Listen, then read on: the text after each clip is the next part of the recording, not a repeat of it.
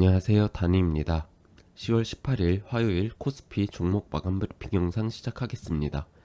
영상 보시기 전에 좋아요, 댓글, 구독해주시면 정말 감사드리겠습니다. 출장 끝나고 어제 한국으로 돌아왔고요. 오늘 회사 갔다가 영상이 좀 늦었습니다. 그동안 시청해주시는 분들 모두 좋은 일만 있으셨길 바랍니다. 원래 오늘 회식이 있을 줄 알았는데 아마 내일이나 목요일로 미뤄질 것 같네요. 그래서 원래 오늘 깔끔하게 다 끝내고 내일부터 쭉 영상을 올리면 되겠다 싶었는데 이번 주는 영상을 못 올리는 날도 있을지 모르겠습니다. 이 부분 먼저 양해의 말씀을 드립니다. 그리고 제가 지금 감기에 걸려서 목소리가 좀 이상한데 선생님들께서도 환절기 감기 조심하시기 바랍니다. 그럼 먼저 코스피 차트 먼저 보시겠습니다. 일단 제가 출장 가 있는 동안 하락이 나오긴 했는데 브레이크도 같이 걸린 것처럼 보이네요. 제가 생각했던 것보단 하락이 작게 나왔습니다. 근데 이걸 좋게 생각을 해야 할지 모르겠네요. 개인적으로는 이번에 그냥 시원하게 한번 쏟아내고 새로운 상승의 힘을 응축하는 계기가 되었으면 했는데요. 생각했던 것보다 하락이 작게 나와서 뭔가 하락을 한 번 더 숨기고 있는 느낌이 들긴 합니다. 어쨌든 그래도 이렇게 브레이크가 걸린 이상 단기적으로는 반등이 있을 수도 있을 것 같네요.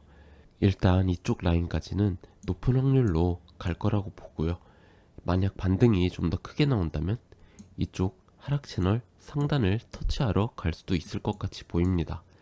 제 개인적인 생각으로는 일시적인 단기 반등일 거라고 생각을 하고요. 아마 진짜 마지막 하락은 아직 나오지 않았다고 생각을 하는 편입니다. 물론 안 나올 수도 있지만 그건 하락 채널 상단을 돌파하고 지지를 받는 모습이 나왔을 때 좀 더 확신을 할 수 있을 것 같습니다. 그럼 먼저 솔로엠 보시겠습니다. 솔로엠은 제가 손절이 나갔던 종목인데 시간이 지나고 보니 손절을 하길 정말 잘했다는 생각이 드네요. 이날 5일, 20일 이평선이 다 깨지고 내려가던 날 손절이 나갔었는데요. 저는 보통 5일선 위에서 주가가 위치한 경우에 21선 살짝 아래에 자동 손절을 걸어놓는 편이거든요. 이평선 두 개가 하루 안에 같이 깨지는 건 추세가 바뀌는 계기가 될 수도 있다고 생각을 해서요.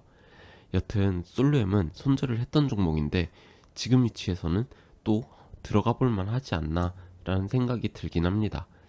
지금 더블 바텀 레벨이기도 하고요.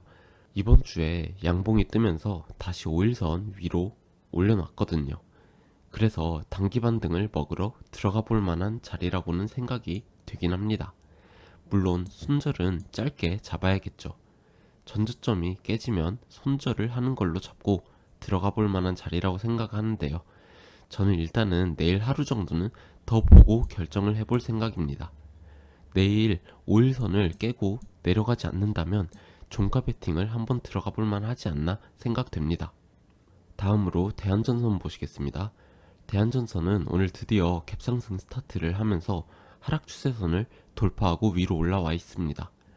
하지만 아직 매수를 들어갈 만큼 안정적인 자리는 아니라고 생각을 합니다.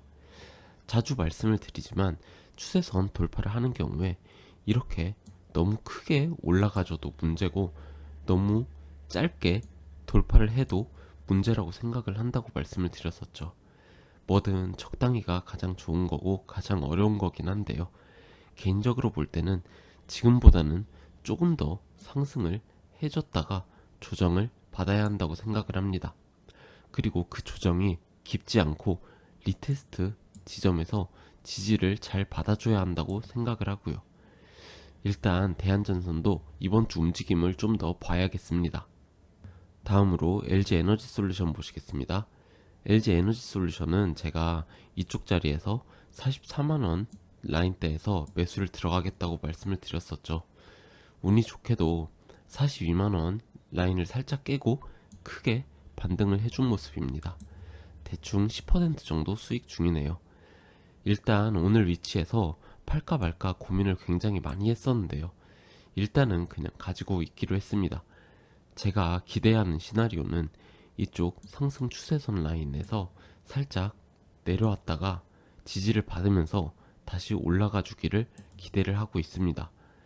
지금 아래에서 60일선이 계속해서 올라와 주고 있는데요. 이 라인을 타고 또 천천히 올라가 주길 바라면서 포지션 정리를 안 하고 가지고 있는 중입니다. 일단은 나름 매수를 좋은 자리에서 들어갔다고 생각을 해서요. LG 엔솔은 좀 더 가져가 보려 합니다. 다음으로 삼성전자 보시겠습니다.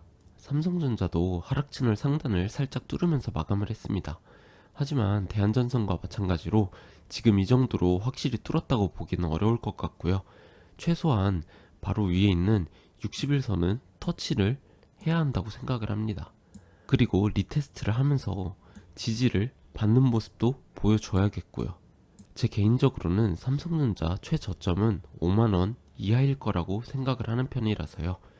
물론 틀릴 수도 있긴 하지만 개인적으로 볼 때는 아직 개미들이 털리질 않았다고 봅니다.